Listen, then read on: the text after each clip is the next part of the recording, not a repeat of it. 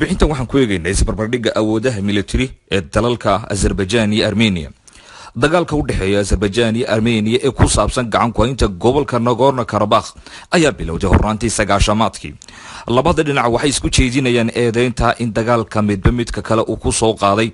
wararka ka imanaya safka hore ee dagaalka Azerbaijan iyo Armenia waxay sheegayaan in dagaalka la isu adeegsanayo taangiyada madaafiicda iyo diyaaradaha dagaalka.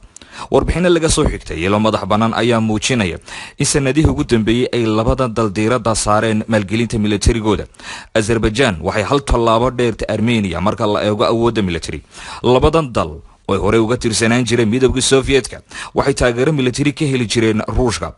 Azerbaijan waxay leedahay kayd shidaal dhaqaale badan ayaana ka soo gala taas oo suuro gelisay in iskaashi military ay la yeelato wadamo ay ka mid yihiin Israa'iil iyo Turkiga.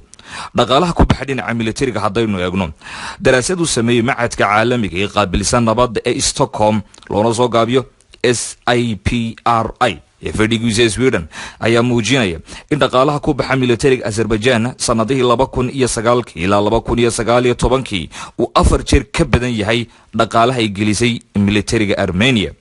sanadahaas Azerbaijan waxay ku bixisay militarigeeda dhaqaale gaadhaya $20 bilyan halka Armenia ay gelisay ciidamadeeda xooga $5 bilyan.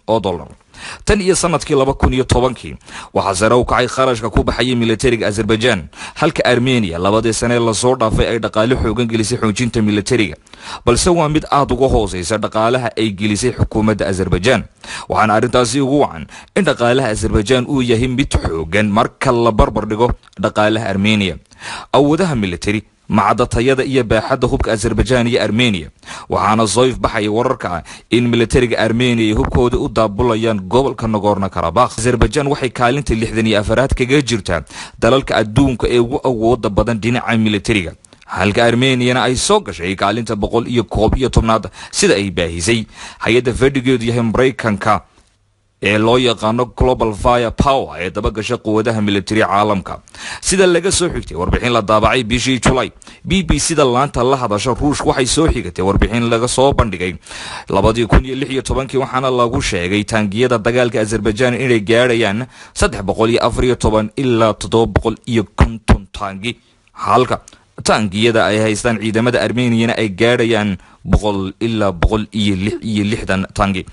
diyaaradaha dagaalka ay haysata Azerbaijan waxay ka badan yihiin 100 halka kuwa Armenia lagu qiyaaso 60 diyaaradood oo ah diyaaradaha dagaalka. sanadihii la soo dhaafay Azerbaijan waxay Ruushka ka soo iibsatay in ka badan diyaaradaha dagaalka MiG-29 iyo 11 Su-25. sidoo kale Azerbaijan waxay haysataa diyaaradaha dagaalka ee kala Mi-24 iyo Mi-35 oo lagu sameeyay gudaha wadanka Ruushka.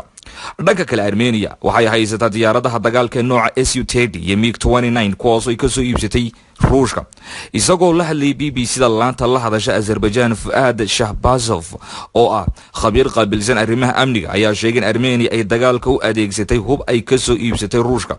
khubarada militariguna waxay sheegayaan in diyaaradaha dagaalka ee ka howlgala gobolka Nagorno-Karabakh ay halis ugu jiraan inay burburaan maadaama gobolku uu yahay mid buuraley.